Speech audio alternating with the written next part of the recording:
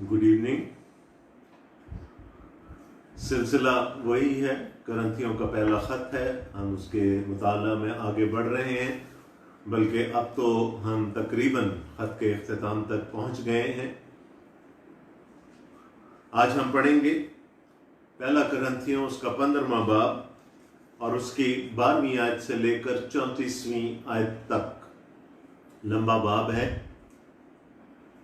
First Corinthians chapter 15 and reading from verses 12 till 34. बस जब मसीह की ये मुनादी की जाती है कि वो मुर्दों में से जी उठा, तो तुम में से बाज़ किस तरह कहते हैं कि मुर्दों की क़यामत है ही नहीं। अगर मुर्दों की क़यामत नहीं तो मसीह भी नहीं जी उठा, और अगर मसीह नहीं जी उठा तो हमारी मुनादी भी बेफ़ायदा है और तुम्हारा ईमान भी बेफ़ायदा। बल्कि हम खुदा के झूठे गवाह ठहरे, क्योंकि हमने खुदा की बाबत ये गवाही दी कि उसने मसीह को जला दिया, हालांकि नहीं जलाया अगर बिलफर्ज मुर्दे नहीं जी उठते। और अगर मुर्दे नहीं जी उठते तो मसीह भी नहीं जी उठा, और अगर मसीह नहीं जी उठा तो तुम्हारा ईमान बेफायदा है, तुम अब तक अपने गुनाहों में गिरफ्तार हो। बल्कि जो मसीह में सो गए हैं वो भी हलाक हुए। अगर हम सिर्फ इसी जिंदगी में मसीह में उम्मीद रखते हैं तो सब आदमियों से ज्यादा बदनसीब हैं। लेकिन फिल वाक़ई मसीह मुर्दों में से जी उठा है, और जो सो गए हैं उनमें पहला फल हुआ। क्योंकि जब आदमी के सबब से मौत आई तो आदमी ही के सबब से मुर्दों की क़यामत भी आई। और जैसे आदम में सब मरते हैं वैसे ही मसीह में सब जिंदा किए जाएंगे। लेकिन हर एक अपनी अपनी बारी से, पहला फल मसीह, फिर मसीह के आने पर उसके लोग। इसके बाद आखिरत होगी। उस वक़्त वो सारी हुकूमत और सारा इख्तियार और कुदरत नेस्त करके बादशाही को खुदा यानी बाप के हवाले कर देगा, क्योंकि जब तक वो सब दुश्मनों को अपने पांव तले ना ले आए उसको बादशाही करना जरूर है। सबसे पिछला दुश्मन जो नेस्त किया जाएगा वो मौत है, क्योंकि खुदा ने सब कुछ उसके पांव तले कर दिया है। मगर जब वो फरमाता है कि सब कुछ उसके ताबे कर दिया गया, तो जाहिर है कि जिसने सब कुछ उसके ताबे कर दिया वो अलग रहा। और जब सब कुछ उसके ताबे हो जाएगा तो बेटा खुद उसके ताबे हो जाएगा, जिसने सब चीजें उसके ताबे कर दी, ताकि सब में खुदा ही सब कुछ हो। वरना जो लोग मुर्दों के लिए बपतिस्मा लेते हैं वो क्या करेंगे? अगर मुर्दे जी उठते ही नहीं तो फिर क्यों उनके लिए बपतिस्मा लेते हैं? और हम क्यों हर वक्त खतरा में पड़े रहते हैं? आए भाइयों, मुझे उस फख्र की कसम जो हमारे खुदावंद यीशु मसीह में तुम पर है, मैं हर रोज मरता हूं। अगर मैं इंसान की तरह इफ्सस में दरिंदों से लड़ा तो मुझे क्या फायदा? अगर मुर्दे ना जिलाए जाएं तो आओ खाएं पिए, क्योंकि कल तो मर ही जाएंगे। फरेब ना खाओ, बुरी सोबतें अच्छी आदतों को बिगाड़ देती हैं। रास्तबाज होने के लिए होश में आओ और गुनाह ना करो, क्योंकि बांस खुदा से नावाकिफ हैं। मैं तुम्हें शर्म दिलाने को ये कहता हूँ। खुदा के कलाम के पढ़े और सुने जाने पर उसकी बरकत हो, आमीन। मैंने आपसे कहा था ये आखिरी टॉपिक है, ये आखिरी वो एक मसला है, और ये अकीदे का मसला है, डॉक्ट्रिनल इशू है, जिसको पौलुस डील करता है, जिसको एड्रेस करता है पौलुस अपने इस खत में। और हमें मालूम है कि खलबे के घर वालों ने पौलुस को एक खत लिखा था जब वो इफसस में था, कि उसके पीछे कलीसिया में क्या क्या हो रहा है। और पौलुस एक एक करके सारे मसाइल को डील करता रहा, और अब उस आखिरी बात पे जहाँ पर तालीम की कमी लगती है वो उसको आखिर में एड्रेस करता है। कल हमने बात की थी खुदावंद यीशु मसीह के जी उठने की, और पौलुस ने हमें कहा कि वो मुआ, वो दफन हुआ, और कलाम मुकद्दस के मुताबिक तीसरे दिन मुर्दों में से जी उठा। और आज हम मसलूब मसीहा की तो मुनादी करते हैं, लेकिन उस मसलूब मसीहा की जो तीसरे दिन मुर्दों में से जी उठा था। اور اس نے ہمارے سامنے ثبوت پیش کیے، اس نے ہمارے سامنے گواہ پیش کیے، جو جن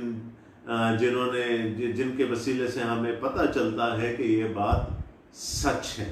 خداوند یسوع مسیح کی ریزریکشن، قیامت المسیح ایک حقیقت ہے۔ آج اب وہ ہماری قیامت کی طرف جا رہا ہے۔ خداوند یسوع مسیح کی قیامت کو تو وہ ثابت کر چکا، اب وہ ہماری قیامت کی طرف جا رہا ہے کہ ہم بھی خداوند یسوع مسیح میں زندہ کیے جائیں گے۔ اور اس کے لیے شاید کلیسیا میں چند غلط تعلیمات موجود تھیں، چند غلط خیالات موجود تھے۔ میں نے آپ کو کل بھی کہا تھا کہ جو یہودی تھے کلیسیا میں، وہ تو پرانے عہد نامے کے علم کو لے آئے، اور پرانا عہد نامہ ہمیں قیامت کے بارے میں بہت کچھ نہیں بتاتا، اور جو دوسرے مذاہب سے آئے تھے وہ اپنے ساتھ اپنے اپنے مذہب کی تعلیم لے آئے، اور اس طرح ایک کھچڑی سی پک گئی اس بڑے امپورٹنٹ مضمون کے لیے کلیسیا میں۔ 12ویں آیت میں کہتا ہے، پس جب مسیح کی یہ منادی کی جاتی ہے کہ وہ مردوں میں سے جی اٹھا، تو تم میں سے بعض کس طرح کہتے ہیں کہ مردوں کی قیامت ہے ہی نہیں۔ اس کا مطلب ہے کہ کچھ لوگ ایسے تھے کلیسیا میں جو ریجیکٹ کر رہے تھے ریزریکشن کو، چاہے وہ مسیح کی ریزریکشن کو مانتے تھے یا نہیں مانتے تھے، لیکن وہ جنرل ریزریکشن کو، ہم سب کی قیامت کو وہ رد کر رہے تھے۔ اور اگر میں نے آپ کو کہا تھا کہ 17واں اور 18واں باب اعمال کی کتاب کا آپ پڑھ لیجئے گا، اور پھر ہمیں زیادہ سمجھ آئے گی اس خط کی۔ تو اگر ہم 17واں باب پڑھیں اعمال کی کتاب کا، تو وہاں لکھا ہے کہ کرنتھس آنے سے پہلے پولوس اتھینے گیا، ایتھنز گیا، اور وہاں پر اس نے جو ظاہر ہے کہ وہاں تو گڑھ تھا وہ یونانی فلسفے کا، وہ کیپٹل تھا گریک فلسفی کا، اور وہاں اس نے جب منادی کرنا شروع کی تو اس کو کوئی کامیابی وہاں پر نصیب نہیں ہوئی، اور وہ ناکام ہو کر، ایک طرح سے ناکام ہو کر کرنتھس آیا تھا۔ اور وہاں جب اس نے کھڑے ہو کر منادی شروع کی، اور جب اس نے خداوند یسوع مسیح کے جی اٹھنے کی بات کی، 17واں باب اور اس کی 32ویں آیت اگر آپ دیکھیں، وہاں لکھا ہے کہ لوگوں نے اس کو ٹھٹھوں میں اڑانا شروع کر دیا کہ یہ کس چیز کی بات کر رہا ہے، کون سا افسانہ ہمیں سنا رہا ہے، کون سی دیومالائی کہانی ہے۔ یونانی فلسفے کے مطابق جسم مادے کا بنا ہوا تھا جو کہ ناپاک تھا، اور روح جو تھی وہ پیور تھی، یہ روح جو تھی وہ پاک تھی، اور وہ یہ سمجھتے تھے کہ یہ ایک پنجرہ ہے، جسم ایک پنجرہ ہے، یا ایک قفس ہے، یا ایک پریزن سیل ہے جس کے اندر روح قید ہے۔ جب ہم مرتے ہیں تو روح آزاد ہو جاتی ہے، اس کو پھر اس جسم کی ضرورت نہیں پڑتی۔ تو وہ تو قیامت میں بلیو کرتے ہی نہیں تھے، اس لیے وہ انہوں نے پولوس کو وہاں پر ٹھٹھوں میں اڑایا، اور یہاں پر بھی یہ کرنتھس جو تھا وہ اتھینے سے بہت زیادہ دور نہیں تھا، اور پھر یونانی شہر ہے، تو یہاں پر بھی فلسفہ بڑا عام تھا، یونانی فلسفہ، اور یہاں پر بھی لوگ جو تھے وہ نہیں مانتے تھے ریزریکشن کو۔ جب پولوس نے دوسرا خط لکھا تیموتھیوس کو، تو اس کے دوسرے باب میں اس نے ایک دو لوگوں کا ذکر کیا، ان میں ایک کا نام ہمنیس تھا اور دوسرے کا نام فلیتس تھا۔ اس نے کہا یہ دونوں، انہوں نے اپنے ایمان کا جہاز غرق کر لیا ہے، یہ دونوں یہ سکھاتے پھر رہے ہیں کہ قیامت تو ہو چکی ہے، اب کوئی اور قیامت نہیں ہونے والی۔ اور اس میں سے جو ایک تھا ہمنیس کے بارے میں پولوس نے کہا تھا میں نے اس کو ایکس کمیونیکیٹ کر دیا، میں نے تیموتھیوس کے پہلے خط میں اس نے کہا میں نے اس کو ابلیس کے حوالے کر دیا ہے تاکہ کسی نہ کسی طرح سے وہ واپس اپنی نجات کو پا لے۔ تو دس از اے سینسٹیو ایشو، اور اس وقت جب پولوس نے تیموتھیوس کو خط لکھے تھے اور کرنتھس کی کلیسیا کو خط لکھے تھے اس وقت وہ افسس میں تھا. تو یہ غالباً افسس کی کہانی ہے جہاں پر ہرمیس بھی تھا اور فلیتس بھی تھا اور اسکندر بھی تھا جس کا ذکر وہاں پر ہمیں ملتا ہے. So there were people in the church of that day who did not believe in the resurrection of the dead. تو پولس کہتا ہے میں نے تو آپ کو پروف کر دیا کہ خداوند یسوع مسیح مردوں میں سے جی اٹھا، تو تم کیسے کہہ سکتے ہو کہ مردوں کی قیامت ہے ہی نہیں؟ اگر مردوں کی قیامت نہیں تو مسیح بھی نہیں جی اٹھا. پھر if you don't believe in resurrection, then Jesus also did not rise from the dead. اور اس نے کہا ہمیں اپنے ایمان کو پھر ری ایگزامن کرنا پڑے گا. اور اگر مسیح نہیں جی اٹھا تو look at the way Paul builds his argument. اس کے منطق کو دیکھیں، اس کی دلیل کو دیکھیں کہ اگر ہم کہتے ہیں ریزریکشن نہیں ہے تو پھر مسیح بھی نہیں جی اٹھا، اور اگر مسیح نہیں جی اٹھا تو ہماری منادی بھی بے فائدہ ہے اور تمہارا ایمان بھی بے فائدہ. پھر کس بات پر ایمان رکھیں گے ہم؟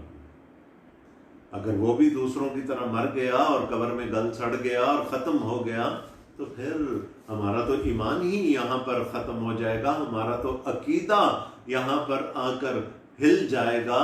پھر ہم کس لیے منادی کرتے پھر رہے ہیں جی اٹھے مسیح کی؟ تمہارا ایمان بھی بے فائدہ سے جو مراد ہے وین، ایمٹی، خالی، کھوکھلا ہو جائے گا، اور ہماری منادی بھی کھوکھلی ہو جائے گی، کیونکہ پھر ہم ایک ایسے شخص کی منادی کر رہے ہوں گے جس نے موت اور قبر پر فتح نہیں پائی. اور اگر اس نے موت اور قبر پر فتح نہیں پائی تو پھر ہمارے لیے بھی کوئی امید نہیں ہے، بلکہ ہم خدا کے جھوٹے گواہ ٹھہرے، کیونکہ ہم نے خدا کی بابت یہ گواہی دی کہ اس نے مسیح کو جلا دیا، حالانکہ نہیں جلایا اگر بالفرض مردے نہیں جی اٹھے. انہوں نے کہا پھر تو ہم جھوٹے ہو گئے، ہم تو جھوٹے گواہ ہو گئے. ہم نے تو خدا کی جھوٹی گواہی تم تک پہنچائی کہ اس نے اپنے بیٹے کو قبر میں گلنے سڑنے نہیں دیا، اس نے اس کو مردوں میں سے زندہ کیا، اور اگر اس نے نہیں کیا تو پھر تو ہم تو جھوٹے ہیں، ہماری گواہی بالکل بھی سچی نہیں ہو سکتی. اور اگر مردے نہیں جی اٹھتے تو مسیح بھی نہیں جی اٹھا، اور اگر مسیح نہیں جی اٹھا تو تمہارا ایمان بے فائدہ ہے، تم اب تک اپنے گناہوں میں گرفتار ہو. بلکہ جو مسیح میں سو گئے ہیں وہ بھی ہلاک ہوئے. اور اگر ہم صرف اس زندگی میں مسیح میں امید رکھتے ہیں تو سب آدمیوں سے زیادہ بد نصیب ہیں. وہ کہہ رہے ہیں کہ اگر صرف اس چھوٹی سی زندگی کے لیے جو خدا نے ہمیں دی ہے ہماری امید مسیح پر ہے تو پھر تو کہانی ہی ختم ہو گئی. پھر تو کہتا ہے ہم سے بڑا بد نصیب کوئی ہے ہی نہیں کہ مسیح صرف ہمیں اس زندگی میں جو اتنی چھوٹی سی ہے صرف اس میں وہ ہماری مدد کر سکتا ہے. He cannot help us in the life hereafter. جو میں آپ کو یونانیوں کی بات بتا رہا تھا، ان کے فلسفے کی بات بتا رہا تھا، ان کا یہ فلسفہ نہیں تھا کہ اس کے بعد کوئی زندگی نہیں ہے. They believed in the hereafter. لیکن وہ کیا کہہ رہے تھے کہ جسم کے ساتھ ہم اس میں داخل نہیں ہوں گے، ہماری روحیں تا ابد زندہ رہیں گی کیونکہ روحیں پاک ہیں اور جسم ناپاک ہیں. لیکن جہاں پر بھی خداوند کے کلام میں جہاں پر بھی ریزریکشن کا ذکر ہوا ہے، جہاں پر بھی مردوں کی قیامت کا ذکر ہوا ہے، وہاں جسموں کے جی اٹھنے کی بات ہوئی. خداوند یسوع مسیح بھی جسم میں جی اٹھے تھے. یہ اتنے گواہوں کی جو لسٹ دی گئی تھی یہ اسی بات کا ثبوت تھی کہ خداوند یسوع مسیح مردوں میں سے جی اٹھے ہیں، اور بدنی طور پر مردوں میں سے جی اٹھے ہیں، کوئی روح کے طور پر نہیں جی اٹھے. یاد ہے بند کمرے میں خداوند یسوع مسیح اپنے شاگردوں پر ظاہر ہوئے اور صرف یہ بتانے کے لیے کہ میں جی اٹھا ہوں اور اپنے بدن میں، جلالی بدن میں جی اٹھا ہوں. انہوں نے کہا تمہارے پاس کچھ کھانے کو ہے؟ اور انہوں نے کہا ہاں ہمارے پاس تھوڑی سی مچھلی رکھی ہے. اس نے کہا دو. उसने उनके सामने खाई टू प्रूव कि वो बदन में जी उठा है, रूह में नहीं जी उठा। और एक और बात याद रख लीजिए कि अब इसके बाद खुदावंद यीशु मसीह अपना बदन कभी नहीं छोड़ने वाले।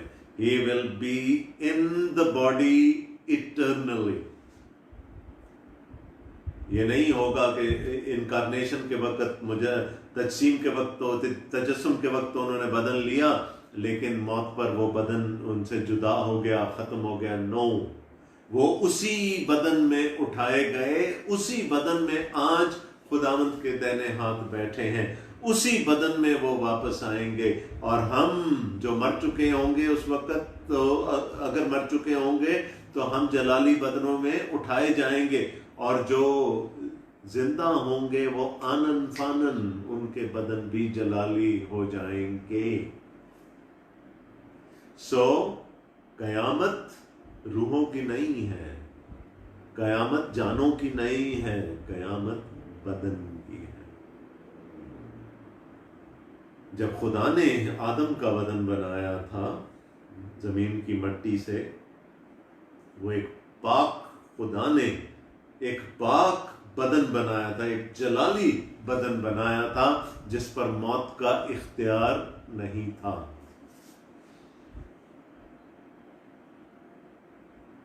लेकिन गुनाह के वजह से क्या हुआ, वो बदन मौत के इख्तियार, वो जलाली नहीं रहा, वो मौत के इख्तियार में चला गया वो बदन। बट जो लोग खुदावंद में नजात पा जाएंगे, वो उनके बदन वापस उस हालत में जो आदम का बदन था उस हालत में चले जाएंगे, जलाली बदन जिस पर उसके बाद फिर कभी मौत का इख्तियार नहीं होगा। अगर हमारा ये ईमान है कि खुदा की बादशाही, मसीह की बादशाही अबदी है, तो फिर कैसे कोई गैर अबदी या फानी चीज उस बादशाही में दाखिल होगी। तो जिन बदनों में हम जी उठेंगे वो बदन गैर फानी होंगे, उन पर फना का कोई हक, कोई इख्तियार नहीं होगा। They will be those would be immortal bodies, और जिनमें के हम जलाए जाएंगे। 20वीं आयत में पौलुस कहता है, लेकिन फिल वाक़े मसीह मुर्दों में से जी उठा है, और जो सो गए उनमें पहला फल हुआ। He was the first fruit। खुदावंद यीशु मसीह की मौत फसा पे हुई। फसा मनाई जाती थी 14 निसान को, जो पहला महीना है यहूदी कैलेंडर का, अबीब का महीना या निसान का महीना। On the 14th day of Nisan Jesus was crucified because he was our Passover। वो हमारी फसा था, वो उस दिन कुर्बान हुआ। लेकिन 16 अबीब को 16th of निसान पहले फलों की ईद मनाई जाती थी। जब वो जौ की फसल काट कर आ रहे होते थे फसा मनाने के लिए, तो 16 निसान को वो पेश करते थे फर्स्ट फ्रूट्स, उसके बारले हार्वेस्ट का फर्स्ट फ्रूट्स पेश करते थे, और काहिन खुदावंद के हजूर उनको हिलाया करते थे। When did Jesus rise from the dead? On the 16th of Nisan। कब से खुदा ने प्लान किया हुआ था कि ऐसा होगा। तो यसु पहला फल था। He was the first one to be resurrected। Yesu ने खुद लोगों को जिंदा किया। पुराने अहदनामे में एक आध जिक्र पढ़ते हैं जहाँ पर मुर्दों को जिंदा किया गया, but they were resurrected in the same mortal bodies and they died afterwards। वो फानी जिस्मों में जिंदा किए गए, लाजर भी फानी जिस्म में जिंदा किया गया और फिर बाद में मर गया। लेकिन यसु गैर फानी जिस्म में जिंदा हुआ, जलाली जिसमें जिंदा हुआ। क्योंकि जब आदमी, आई लव दीज वर्सेस, ये बहुत सारे सवालों का जवाब देते हैं। क्योंकि जब आदमी के सबब से मौत आई तो आदमी ही के सबब से मुर्दों की कयामत भी आई। और जैसे आदम में सब मरते हैं वैसे ही मसीह में सब जिंदा किए जाएंगे, लेकिन हर एक अपनी अपनी बारी से। पहला फल मसीह, फिर मसीह के आने पर उसके लोग। अपोलोजेटिक्स का क्वेश्चन है। लोग कहते हैं, जो इतराज करने वाले हैं, एक शख्स कैसे सारे जहां के गुनाह का कफारा दे सकता है? It is impossible. यही कहा जाता है ना, हाउ कम, ये कैसे हो सकता है कि एक शख्स के मरने से पूरी इंसानियत नजात पा जाए? I believe you would have come across this question in your lives as well. ये किया जाता है सवाल, मुझसे भी किया गया था एक मौके पर, और मैं उस वक्त जवाब नहीं दे सका। लेकिन पौलुस हमें जवाब दे रहे हैं कि मौत किसके वसीले से आई? क्या बहुत सारे आदमियों के वसीले से आई थी, या एक शख्स के गुनाह करने से आई थी? So if the human race is suffering the consequences of the sin of one man, then the sacrifice of one man is going to free them of their sin. अगर गुनाह एक शख्स के वसीले से आया था तो फिर एक शख्स की ही कुर्बानी के वसीले से वो गुनाह दूर किया जाएगा। ये खुदा का मंसूबा था। आदम ने गुनाह किया, नस्ल इंसानी गुनाह में पड़ गई और मौत के मुंह में चली गई। गुनाह की मजदूरी मौत है। खुदा ने ऐसा इंतज़ाम किया कि एक शख्स के, दूसरे आदम के, आदम सानी के मरने के वसीले से, उसकी कुर्बानी के वसीले से पूरी बनी नौ इंसान नजात पा जाए। It's not a difficult equation two understand, not at all. मुश्किल नहीं है, ये कोई रॉकेट साइंस नहीं है इस बात को समझना। पौलुस ने बड़ी खूबसूरती से उस बात का जवाब हमें यहाँ पर दे दिया। तो उसने क्या कह रहा है? जैसे आदम में सब मरते हैं वैसे ही मसीह में सब जिंदा किए जाएंगे, लेकिन हर एक अपनी अपनी बारी पर। पहला फल मसीह, फिर मसीह के आने पर उसके लोग। उसके बाद आखिरत होगी।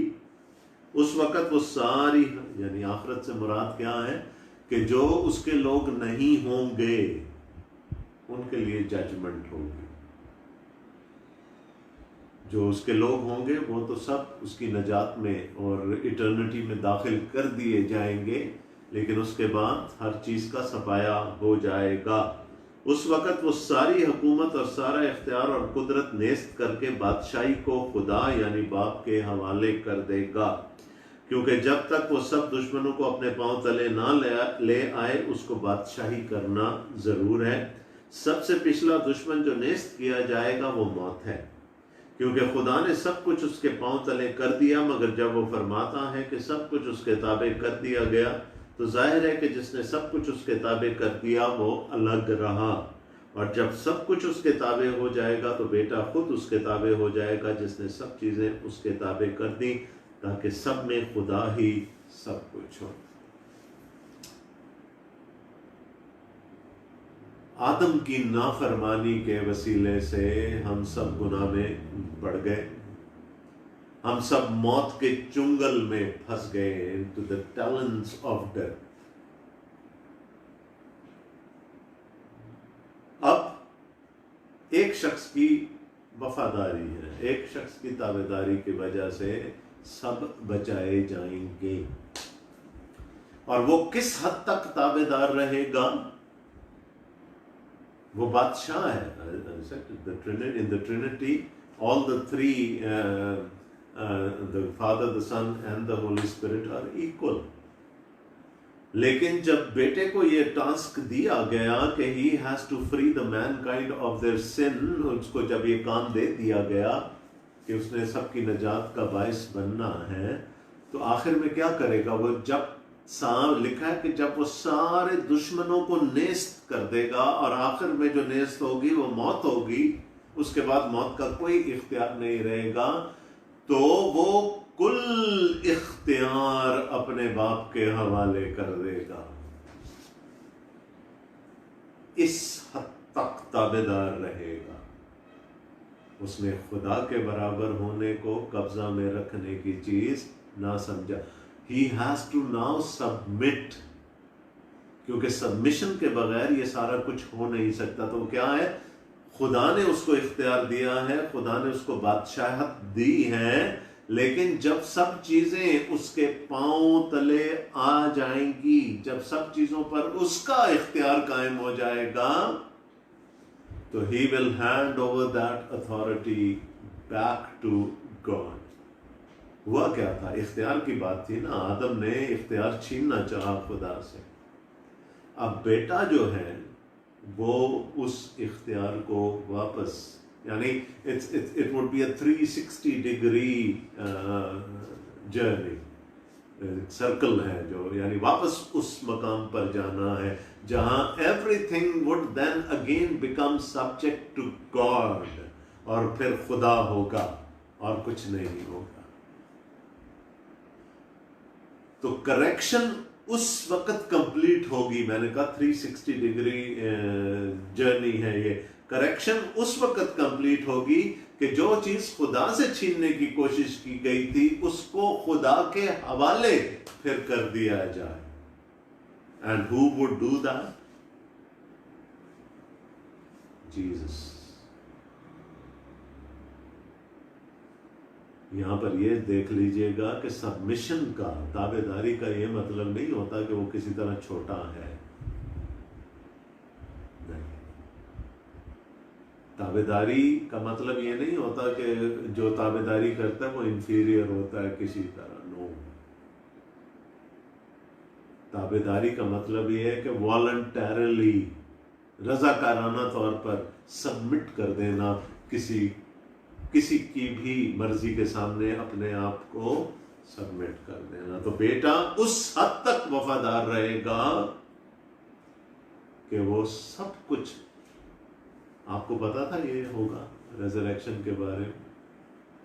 I hope you would have read 1 Corinthians، لیکن this is something which strikes، یہ چیز سکھائی نہیں جاتی، یہ چیز، اس چیز پر ہم غور نہیں کرتے کہ بیٹے کو کس حد تک تابعدار رہنا ہے نا۔ اس نے خدا کے برابر ہونے کو قبضہ میں رکھنے کی چیز نہ سمجھا، اور نہ رکھے گا، وہ آخر میں باپ کے حوالے کر دے گا، تاکہ چیزیں پھر واپس اپنے اسی انیشل آرڈر میں آ جائیں، اسی ترتیب میں آ جائیں۔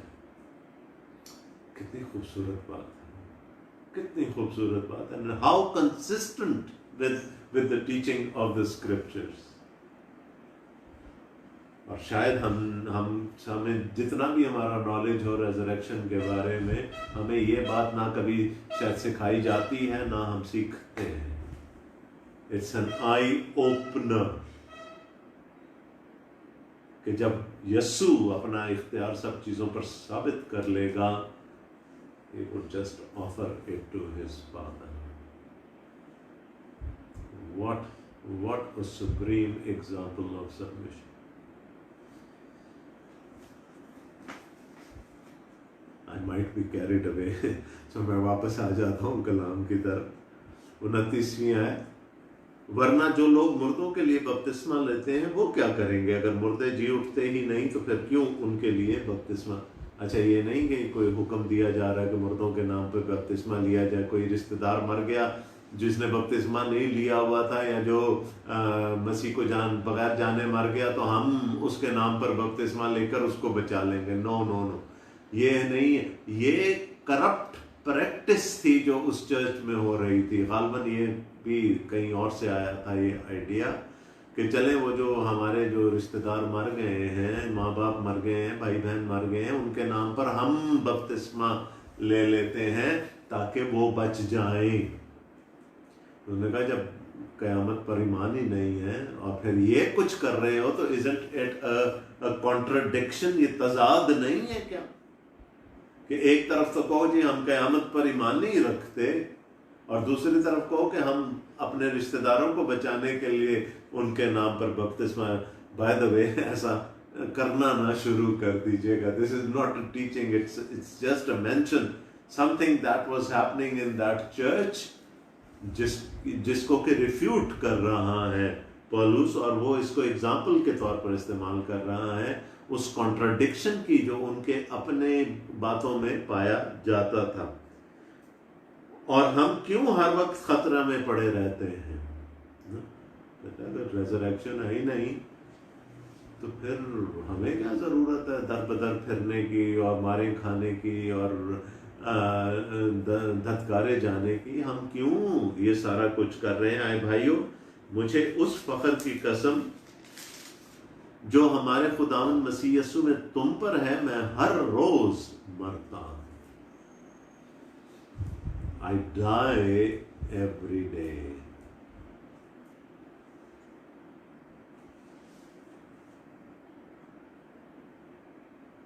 क्या कहना चाह रहा है पौलुस? मैं रोज अपने सर पर कफन बांध कर मसीह की मुनादी करने के लिए निकलता हूं. I know that my life is in danger. I die every day. I am under threat. मैं किसी रोज भी मारा जा सकता हूं, इसलिए मैं सर पर कफन बांध कर निकलता हूं. हमारी जुबान में बेहतर मुहावरा ये होगा. उसने कहा मुझे फिर क्या ज़रूरत है, अगर मेरे पास कोई उम्मीद ही नहीं है कि मैं खुदावंद यीशु मसीह के साथ दोबारा ज़िंदा किया जाऊंगा, तो फिर मुझे इन ख़तरात को मोल लेने की ज़रूरत क्या पड़ी है? और अगर मैं ले रहा हूँ तो इसका मतलब क्या है कि क़यामत अटल है, होगी, वरना मुझे इन ख़तरात से खेलने का कोई शौक़ नहीं है. अगर मैं इंसान की तरह इफ्सस में दरिंदों से लड़ा तो मुझे क्या फ़ायदा? अगर मुर्दे ना जलाए जाएंगे तो आओ खाए पिए, क्योंकि कल तो मर ही जाएंगे. ख़त्म बात, का मरे कहानी ख़त्म. तो फिर क्यों इतनी मेहनत करें? फरेब ना खाओ, बुरी सोबतें अच्छी आदतों को बिगाड़ देती हैं. ऐसे लोगों से किनारा कर लो जो इस किस्म की तालीम देते हैं. रास्तबाज होने के लिए होश में आओ और गुनाह ना करो, क्योंकि बाज खुदा से ना वाकिफ हैं. मैं तुम्हें शर्म दिलाने को ये कहता हूं.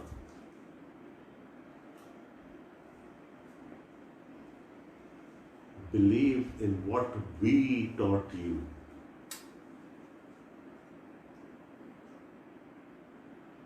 फरेब ना खाओ, खुदावन में कायम रहो, अच्छी बातों की उम्मीद रखो.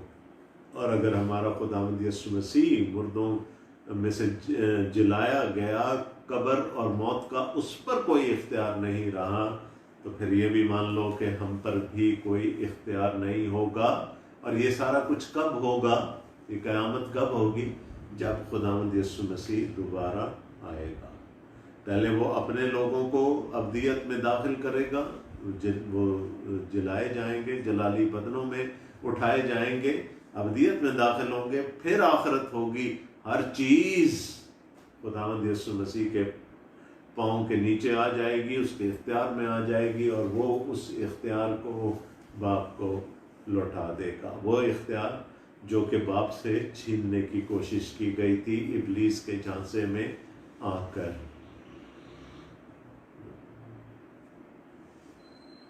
नेकोबत की हासिल कर लो, पहचान हासिल कर लो, फिर तुम अपने खुदा खुद बन जाओगे.